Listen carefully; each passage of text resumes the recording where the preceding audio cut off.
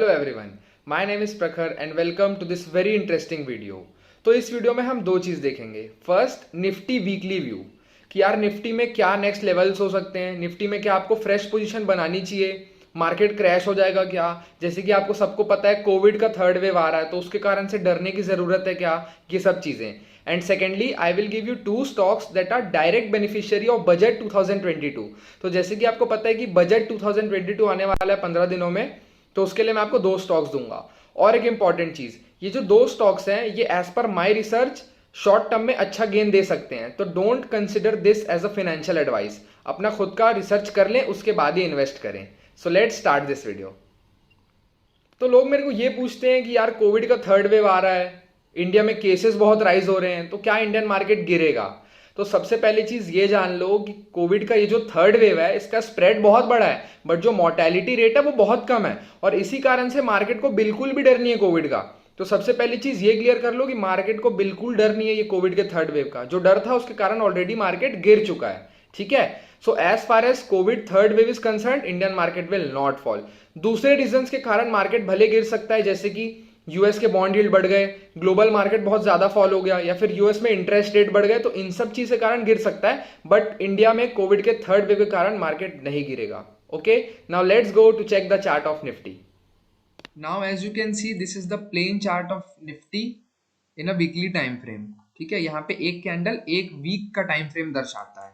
So as you can see back to back four green candles, यानी कि no sign of bearishness, strong bullish है अभी भी market. Okay, but now you have to be careful because बहुत ज्यादा bullishness झलक चुकी है, बहुत ज्यादा बुलिशनेस हो चुका ऑलरेडी। क्योंकि आप देखोगे कि 16400 के लो से बैंक निफ्टी ने रफली अराउंड 18300 का मारा हुआ है। 1800 की रैली, 1800 पॉइंट्स की रैली एक महीने में, back to back green candles. तो मे भी थोड़ा सा करेक्शन आ सकता है, तो इस चीज के लिए आपको केयरफुल रहना है। Now let's check the exact levels of Nifty कि कहां से निफ्टी रिवर्स कर सकता है, किसके ऊपर निफ्टी को सस्टेन करना पड़ेगा ताकि निफ्टी और ऊपर जाए। Okay, so let the daily time frame. ठीक है, तो यहाँ पे आप देख पा रहे होगे, यहाँ पे निफ्टी ने बनाया था अपना बेस। एज यू कैन सी यहाँ पे बॉटम आउट हो गया था निफ्टी, यहाँ पे बेस बनाने के बाद यहाँ से जो उड़ना चालू किया वो सीधा लाइफ टाइम हाई मारा है। ठीक है, तो अब हम एक काम करते हैं, फिबोनाची लगाते हैं पहले। ठीक है, अब हम काम करते हैं, फिबोनाची लगाते हैं। हम सबसे नीचे से लोएस्ट पॉइंट से पकड़ के, जहाँ पे बेस बनाया था वहां से पकड़ के अपन हाई पॉइंट तक लगाते हैं। ठीक है, फिबोनाची को इस तरीके से यूज किया जाता है। Now as you can see, ये जो 61.8% का लेवल है, ये वाला, ये जो 61.8% का लेवल है, यहाँ से एग्जैक्ट यहाँ से निफ्टी ने रिवर्स मारा था। ठीक है, यहाँ तक करेक्ट किया 18600 का हाई लगा करके, देन यहाँ से फिर रिवर्स हो गया, देन अपसाइड रैली। ठीक है, तो बहुत बहुत अच्छी बात है, 61.8% से रिट्रेस किया हुआ है। ठीक है, नाउ अब ऊपर के का क्या, ऊपर के लेवल, तो ऊपर का तो कोई चार्ट ही नहीं बना है, ऊपर तो गया ही नहीं है, तो ऊपर के लेवल्स कैसे पता कर सकते हैं हम। तो उसके लिए भी एक टूल होता है, मैं आपको बताता हूँ। यहाँ पे अपन जाएंगे, ट्रेंड बेस्ड फिब एक्सटेंशन हमको लगाना है। सेम पॉइंट से क्लिक करें, हमने यहाँ तक लेकर के गया, देन इसको नीचे खींच दो लो तक। ठीक है, नाउ अब देखो, now as you can see a very important level of this around 18350 के आसपास का वो लेवल आएगा आई गेस। यहाँ पे अपन इसको थोड़ा सा ऊपर कर सकते हैं, एक राउंड फिगर भी बन जाएगा अराउंड दिस 18350 के पास का जो लेवल है ना, यह है डिसाइसिव लेवल। किसके लिए, निफ्टी के लिए। अगर अगर आने वाले दिनों में इसको अगर ब्रेक कर देता है निफ्टी 18350 को, 18350 को अगर निफ्टी ब्रेक करता है, तो सबसे पहला टारगेट आप क्या लोगे, ये ऑल टाइम हाई 18600 का, then it can easily go to 18850 in short term. ठीक है, अगर 18350 को डिसाइसिवली ब्रेक कर देता है और उसके ऊपर सस्टेन कर पाता है तो। अब मैं ये नहीं बोल रहा हूं कि कल ही जाके तोड़ दे या परसों ही जाके तोड़ दे, मे भी थोड़ा करेक्शन करे, थोड़ा नीचे आए, थोड़ा कंसोलिडेट करे, उसके बाद तोड़े, अभी भी तोड़े। अगर इसको तोड़ने के बाद इसके ऊपर सस्टेन कर जाता है, तो we can easily see around 18850 in short term. Okay, तो अभी मे भी थोड़ा करेक्शन आ सकता है, तो एकदम ज्यादा फ्रेश पोजीशन ना बनाएं। Okay, now the question is कि करना क्या है, निफ्टी बैंक निफ्टी में ट्रेड करें या ना करें। तो आंसर इस अभी मत करो, एक दो वीक इसको ऑब्जर्व करो, ठीक है। अभी फ्यूचर एंड ऑप्शन वाले तो बिल्कुल ही ट्रेड मत करो बिकॉज बजट भी है, ठीक है। स्टॉक स्पेसिफिक अप्रोच रखिए, स्टॉक स्पेसिफिक अप्रोच हो जाइए। स्विंग ट्रेड्स लो, बहुत अच्छे स्विंग ट्रेड लो, स्टॉक तो काम करते ही हैं, भले बैंक निफ्टी निफ्टी साइडवेज हो जाएगा, ठीक है। तो मेरे हिसाब से अभी स्टॉक स्पेसिफिक अप्रोच रखना बेस्ट होगा। Okay, now let's go to the second part of this video जहां पे मैं आपको बजट के दो स्टॉक्स बताता हूं। Now I will give you the two stocks which will be directly benefited from the budget 2022। तो अब हम बजट की बात कर रहे हैं, तो सबसे पहले मैं ये बता देता हूं कि जो इस साल का बजट है, जो हर साल का बजट ही होता है ना, वो 1 फेब को ही आता है, जो कि हमारी finance minister Nirmala Sitharaman present करेंगी।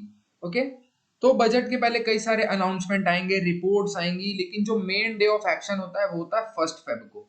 ओके, और एक बात बहुत इंपॉर्टेंट, जो स्टॉक मार्केट होता है ना, वो ऑलरेडी ये सब इवेंट्स न्यूज को पहले ही फैक्टर इन कर लेता है। अगर सिंपल लैंग्वेज में बोलूं तो स्टॉक मार्केट 2-3 कदम आगे ही चलता है।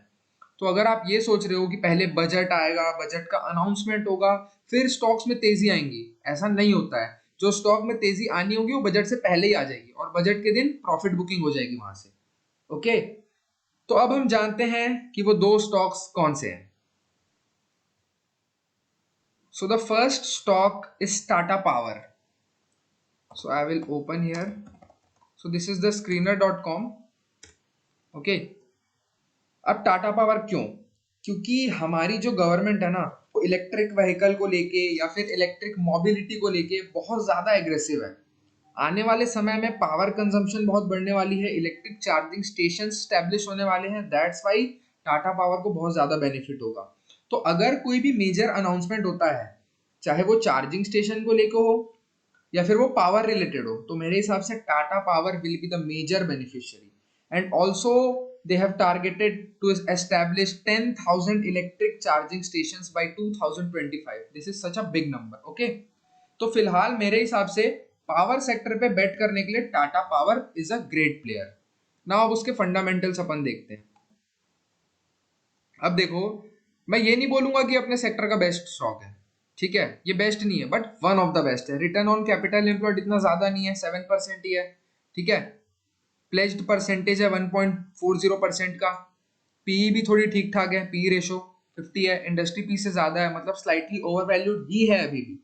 ओके, बट जिस हिसाब से Tata group electric vehicle segment को इंप्लीमेंट कर रहा है ना, टाटा पावर पे आपकी नजर बनी ही रहनी चाहिए। और मैं इसको ये नहीं बोल रहा हूँ कि आज से आप 20 साल तक होल्ड करो, मैं सिर्फ बजट की बात कर रहा हूँ। तो मे बी ये शॉर्ट टर्म में आपको 5 to 10% का रिटर्न जनरेट करके दे सकता है। Okay, now let's go to check the technicals. तो यहाँ हम चार्ट पे आ गए हैं Tata Power. Okay, now this is the daily chart.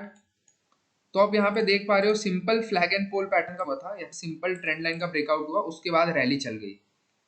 तो मेरे हिसाब से यहाँ पे दो तरीके के इन्वेस्टर होते हैं, एक तो एग्रेसिव हो गया आप, या तो आप सेफ हो गए। अगर आप सेफ इन्वेस्टर हो तो पहले इसको थोड़ा सा नीचे आने दो, थोड़ा सा रिट्रेसमेंट करने दो, थोड़ा एक्शन आने दो, इसको 235 से लेके 230 के बीच में बाय करो, ठीक है। बिकॉज यहाँ पे एक छोटा सा रेजिस्टेंस बन चुका था, एज यू कैन सी। यहाँ से अगर मैं पकड़ूं तो ये देखो, ये यहाँ पे भी रेजिस्टेंस का तरीके से काम कर रहा है, यहाँ पे भी एक दिन काम किया, देन फिर रैली आ गई। तो 230 से 235 के लेवल पे आप इसको बाय कर सकते हो। और जो एग्रेसिव इन्वेस्टर है वो तो अभी से ही बाय करना स्टार्ट कर सकते हैं, नीचे आया तो और एवरेज आउट कर सकते हैं। तो यहाँ से 5 to 10% गेन के लिए आप इसको उठा सकते हो, अराउंड 265 to 270 रुपीज के टारगेट के लिए। Okay, so this was the first stock. Now let's go to the second stock. Now the second stock is Escorts Limited. I will open. तो यार देखो, India is an agricultural country और budget हमेशा middle class के consumption को बढ़ाने के लिए फार्मिंग सेक्टर पे मेजर फोकस होता है, और ऐसे में Escorts is a very good बेट। तो एस्कॉर्ट्स जो है वो ट्रैक्टर बनाता है, ट्रैक्टर के पार्ट्स बनाता है, एग्रीकल्चरल हैंडलिंग इक्विपमेंट भी बनाता है, hence it's a good agricultural stock. क्योंकि यार अगर ट्रैक्टर चलेगा तभी तो फार्मिंग होगी। अगर बजट में फार्मिंग सेक्टर पे फोकस होता है, जो कि हर साल ही होता है, तो ऑब्वियसली बात है ट्रैक्टर या फिर ट्रैक्टर इक्विपमेंट की डिमांड बढ़ेंगे और उससे एस्कॉर्ट्स को बहुत फायदा होगा। Now let's go to check the fundamentals. तो यहाँ पे देखो, इसका रिटर्न ऑन कैपिटल एम्प्लॉयड देखो, सच अ ह्यूज नंबर, 26% का रिटर्न ऑन कैपिटल एम्प्लॉयड, बहुत अच्छी बात है। ओके, प्लेज्ड परसेंटेज 0 है, ऑलमोस्ट डेट फ्री कंपनी है, पर एनम 19% का रिटर्न्स मिल जा रहा है एवरेज में इस स्टॉक में, बहुत अच्छी बात है। बाकी स्टॉक्स में कितना मिलेगा, 12-15 के आसपास। ओके, और पी रेशो भी लगभग इंडस्ट्री पी के बराबर है, यानी कि फेयरली वैल्यूड स्टॉक है, ना कि ज्यादा अंडर वैल्यूड ना ही ज्यादा ओवर वैल्यूड। तो अब हम इसके टेक्निकल्स को चेक कर लेते हैं एक बार। एस्कॉर्ट्स, ओके, तो ये सिंपल सा डेली चार्ट है।